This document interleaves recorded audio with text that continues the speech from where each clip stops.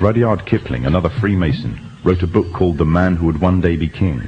This was later made into a big-budget Hollywood film starring the likes of Sean Connery, Michael Caine, and Saeed Jaffari. The book is the story of two soldiers that journey to a country on the edge of India, a country that was once rumored to contain great riches, that once belonged to Alexander the Great. Upon reaching the country, the two soldiers are captured by the local inhabitants, a people called Kafirs, named after their country, Kafiristan. When the two men are about to be killed, a necklace is discovered around the neck of one of the soldiers. Engraved on it is the symbol of the Masonic one eye. The Kafirs revere him as their god and attribute to him the divine attribute of immortality. The man himself first regards himself as a king, and then in his newfound power begins to regard himself really as being a god. From the Muslim perspective, if not that of others, the similitudes that can be drawn from this story are very interesting. The Muslim scriptures, called hadith, contain many prophecies of the Prophet Muhammad. In these, it is prophesied that a man would arise from amidst the Kafirs, which means infidels in Islam, who would be recognized by his one eye and would be made a world leader, claiming first to be a king and then later to being God, and that he will seem immortal until an appointed time. In another film, the concept of global leader and global government is also strongly propagated. In 1996, the film Independence Day broke all box office records, becoming the 7th highest-ranking film of all time.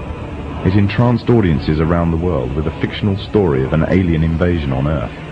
However, deep within the film's subliminal messages can be found, indicating the Freemasonic presence and the Freemasonic agenda. In the film, there is a military base known as Area 51. It is from here that the military offensive is launched, on which the salvation of the whole world and the future of its inhabitants depends. The entrance to this installation is a pyramid, on which is engraved the symbol of the one eye.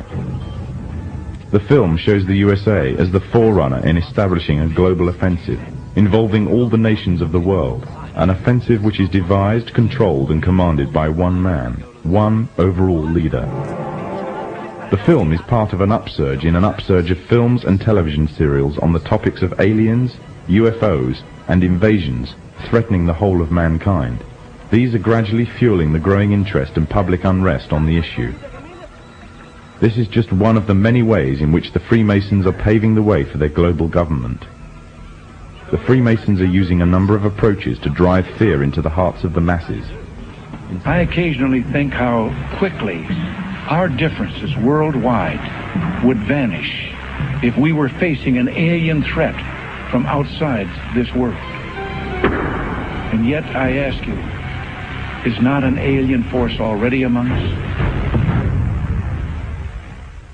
Illuminati want my mind, soul, and my body. Secret society, trying to keep their eye on me. Ladies and gentlemen, the very word secrecy is repugnant in a free and open society.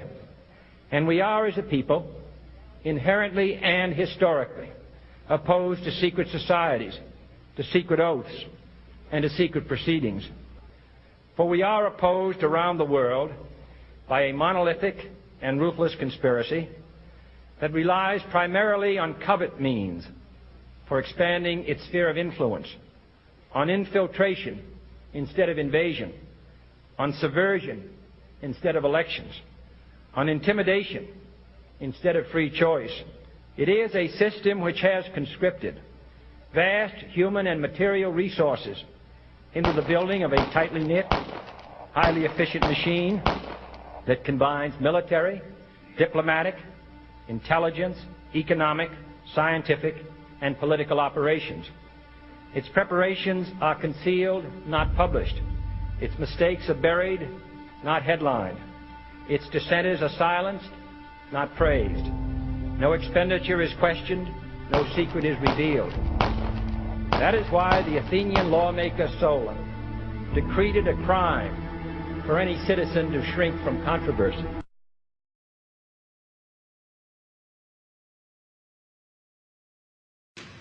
The shift in the balance of power will mean a new world order, and we, the Marine Corps, will play a central role in its military affairs. We, the Marines, will lead the charge into a new world order with Metal Gear Rain. That is all. Dismissed.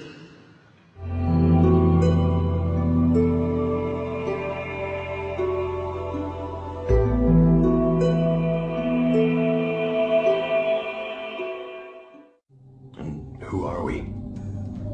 Who are we really? We are the invisible hand. We are the Illuminati. We come before and after. We are forever. And eventually, we will lead them into the day.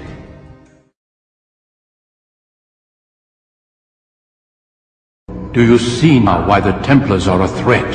So long as even one survives, so too does their desire to create a new world order.